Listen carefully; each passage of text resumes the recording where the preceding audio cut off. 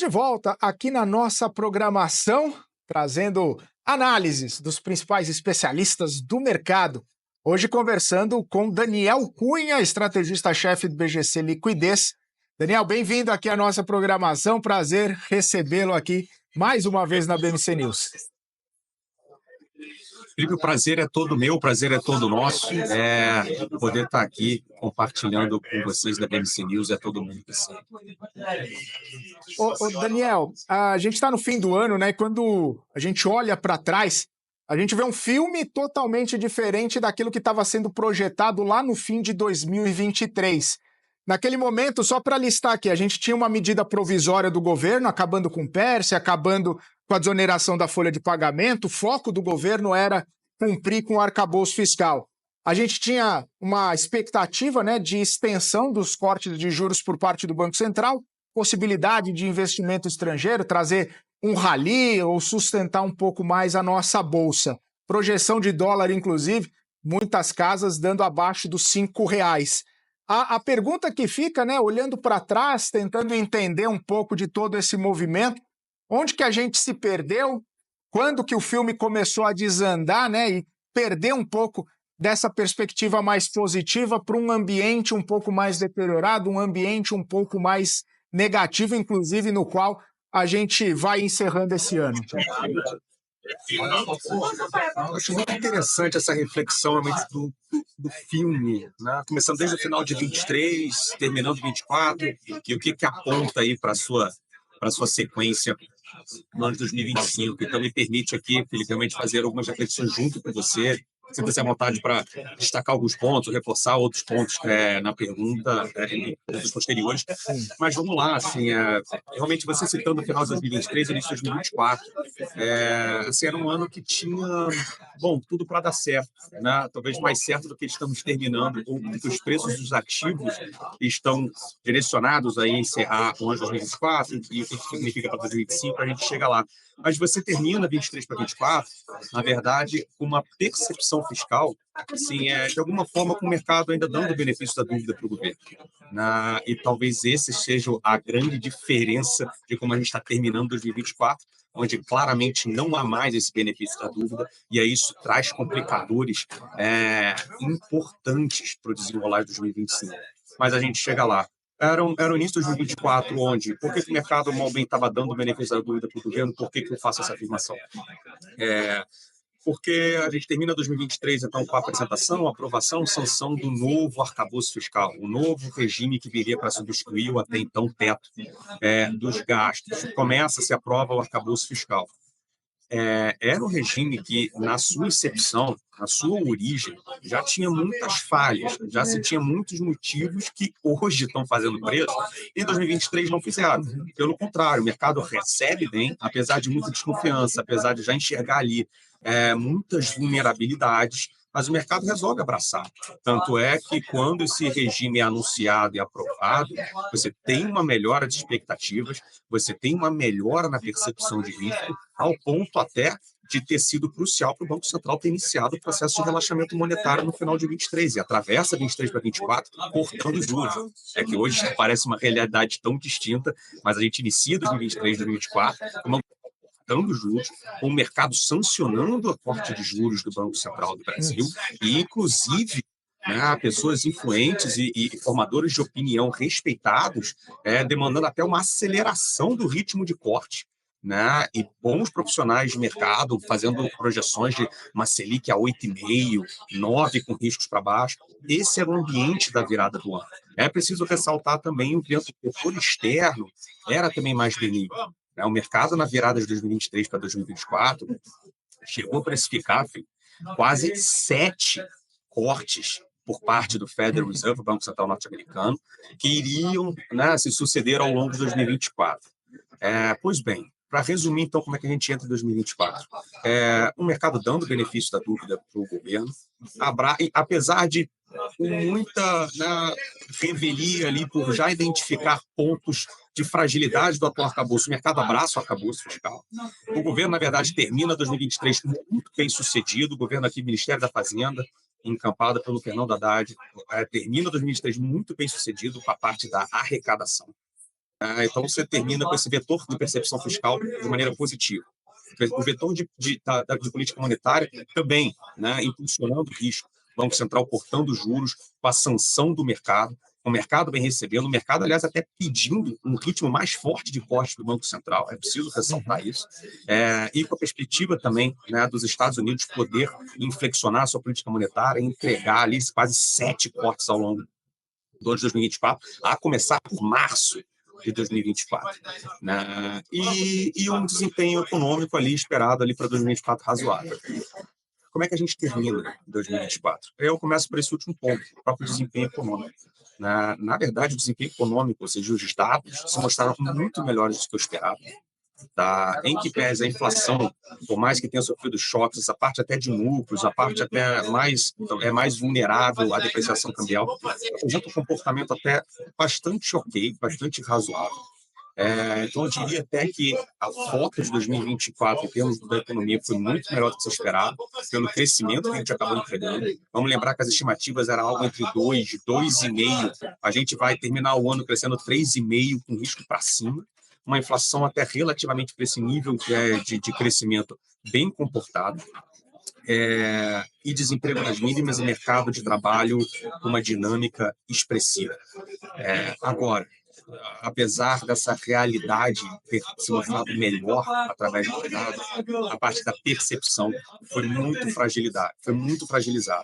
Seja porque realmente diagnósticos se mostraram equivocados, tanto da parte do equilíbrio econômico doméstico, quanto também da perspectiva externa, como de deterioração na perspectiva das contas públicas. E aqui, só para terminar minha fala, ressaltaria, bom, da parte de política monetária, a surpresa positiva com o crescimento foi tamanha que todo mundo do mercado, incluindo o Banco Central, tiveram que revisar os seus modelos de crescimento, tiveram que revisar suas estimativas de hiato do produto, ou seja, o quanto que a economia, na verdade, ela estava crescendo tão forte. Se isso, por um lado, é bom, né, todo mundo quer mais crescimento, por outro lado, também traz riscos desse crescimento não ser sustentável, e aí contratar desequilíbrios à frente, resultando em uma maior inflação, assim como também o vetor monetário, o vetor de política monetária lá fora também não foi tão benigno quanto se desenhava ou se aspirava na virada de 23 para 24. Lembrando que o mercado chegou a botar na curva de juros norte-americana cortes sucessivos do Federal Reserve, começando em março e cortando em todas as reuniões até o final do ano. Pois esses cortes só vieram, se não me engano, na reunião de julho e agosto, e foram muito menores, né, em termos do total do ciclo que se esperava, não só para o ano corrente, 24, mas também para o que se espera em 2025. E ainda da parte externa, internacional, uma concretização de uma eleição presidencial norte-americana, que podemos afirmar que, assim, não ou não traz, pelo menos, bons ventos em termos de risco, percepção de risco, para ativos de economias emergentes, principalmente aquelas que andam com as contas públicas, né, fragilizadas em termos de perspectiva, em termos de solvência, em termos de sustentabilidade da dinâmica da dívida. E aqui é que eu termino falando da nossa percepção fiscal. Essa que acaba sendo, né, o grande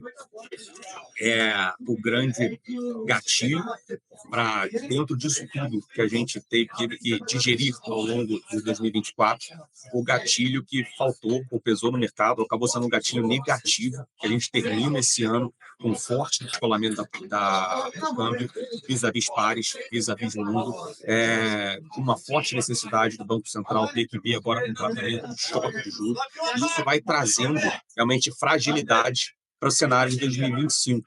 Resumindo, e fazendo uma analogia, né, com projeções climáticas, assim, 2024 acabou até que foi um ano de tempo bom, um ano de céu azul e sol, mas com formações de nuvens carregadas e perigosas no horizonte. Eu acho que dificilmente a gente vai escapar de algumas chuvas e episódios de chuvas e tempestades em 2025. Agora, a intensidade da chuva e a intensidade da tempestade é ainda o que vamos monitorar ao longo de 2025. Mas 2025 acabou realmente ficando com uma expectativa de ser um ano bem desafiador. Ô, Daniel, até interessante você falar e fazer essa analogia, né, com as nuvens um pouco mais carregadas para 2025, porque era justamente essa questão que eu queria tratar contigo, porque você fala bastante na percepção, né? O mercado foi ganhando uma percepção de risco maior, foi tendo uma percepção mais pessimista, muito embora os dados econômicos sustentem, né?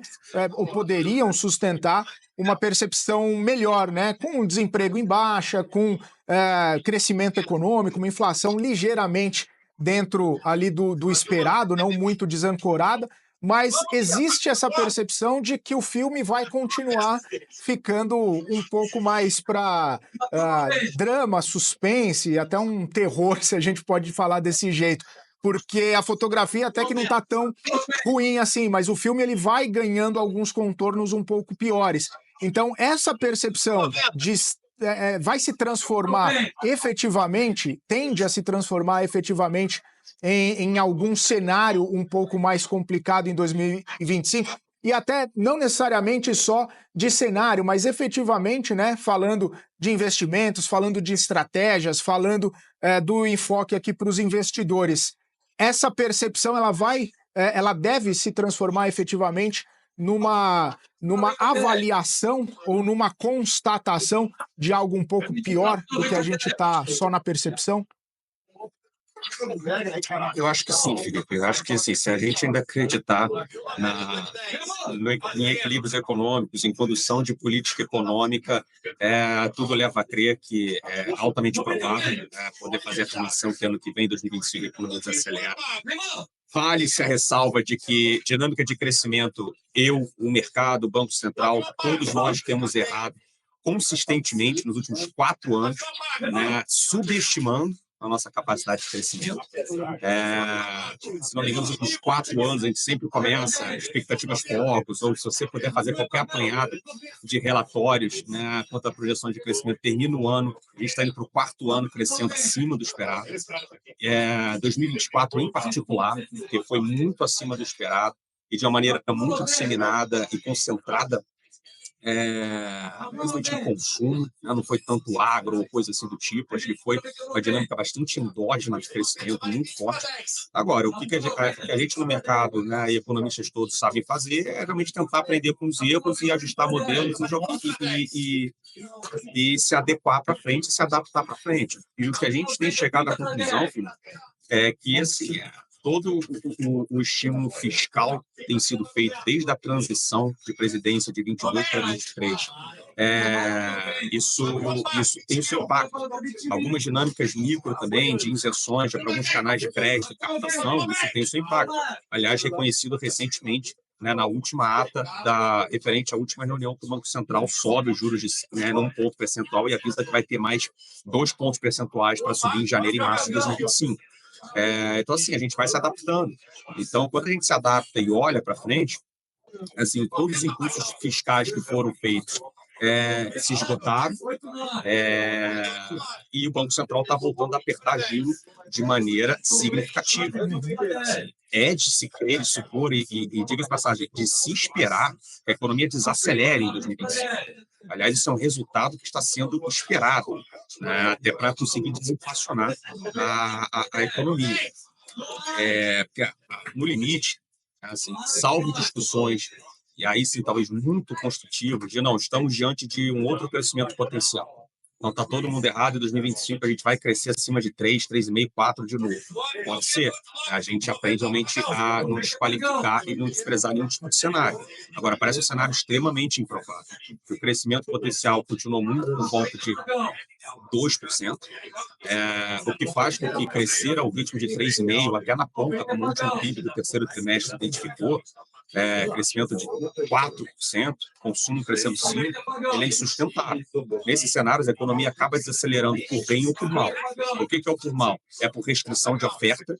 Então, a própria economia não consegue ter fatores de produção que deem conta para esse ritmo, e a economia desacelera a um custo muito alto, um custo de pressão inflacionária muito alto, ou a economia desacelera por bem, entre aspas, que é uma condução desenhada, endereçada e capitaneada pelo próprio Banco Central, né, de desaquecer um pouco essa economia para despressionar fatores de produção e você poder voltar para níveis de crescimento mais condizentes com o seu potencial e equilibrar, então, dos seus fatores de produção. Mas a economia desacelera em 2025. Qual é o problema que tem dos mercados? Quando essa desaceleração ela começar a se mostrar um pouco mais clara, é óbvio que vai bater a dúvida. A derivada agora se inverteu, ou seja, a gente já não está mais apontando para cima em termos de ritmo de crescimento, começa a se apontar para baixo. Vem as dúvidas, qual é a magnitude, qual o tamanho dessa desaceleração? Realmente o Banco Central está fazendo um aperto expressivo das condições monetárias, o impulso fiscal de 2022 para 2023, de 2023 para 2024 ficou para trás, começa até a bater um receio de qual é aquela magnitude de desaceleração que está se desenhando. E aí, onde que reside o maior temor do mercado? É que essa desaceleração econômica possa causar, né, ou ser um gatilho para descontinuidade da dinâmica das contas públicas, por duas vias. Pela via cíclica, de menor crescimento, você tem um componente cíclico, arrecadatório, de dinâmica de gastos, você pioraria o fiscal pelo componente cíclico e pelo componente político. Porque, a depender da magnitude dessa desaceleração econômica, a depender do timing, sabendo que 2026 é o ano eleitoral, a reação política perante uma economia em desaquecimento será de estímulo, será de atuar contraciclicamente para produzir novos espasmos de crescimento para o ano eleitoral. Quando você soma esse possível cenário, que na minha opinião provável cenário, com o nível de desconfiança que já existe hoje, com o nível de prêmios de risco que já existe hoje, com o nível da dívida onde ela já roda hoje, realmente você vai se consumando essas nuvens carregadas no horizonte a acabar se materializando. Então, é um pouco já a cara, é um pouco a dinâmica com que a gente está se despedindo de 24 e para 25. Um dólar testando níveis de 6,20 mesmo, com o Banco Central atuando, curva de juros já precificando uma Selic tendo que terminar em 17%, né, já é um ensaio, né, sobre essas nuvens carregadas acabarem realmente se descarregando ao longo do ano de 2025. Ô, Daniel, e aí, nesses últimos minutinhos que a gente ainda tem, né, eu queria abordar um tema até interessante, né, porque quando a gente fala de volatilidade, a gente sempre pensa no mercado de renda variável, né, que acaba trazendo muitas oscilações, movimentos, até mesmo algumas perdas importantes aí para o investidor. Mas esse ano também acabou sendo marcado por uma volatilidade e também por movimentos importantes na renda fixa, né, que acaba sendo um instrumento, uma classe de ativo bastante conhecida, bastante buscada aí pelos investidores aqui no Brasil, o famoso rentismo, né? Você, como que você vê, né, essa volatilidade, inclusive na renda fixa, essa procura e essa perspectiva também para 2025 diante de um ambiente, como a gente tem comentado aqui, um pouco mais complicado, né? E essa busca por ativos talvez um pouco mais defensivos, mas que também carregam em si, em alguns momentos, uma volatilidade importante.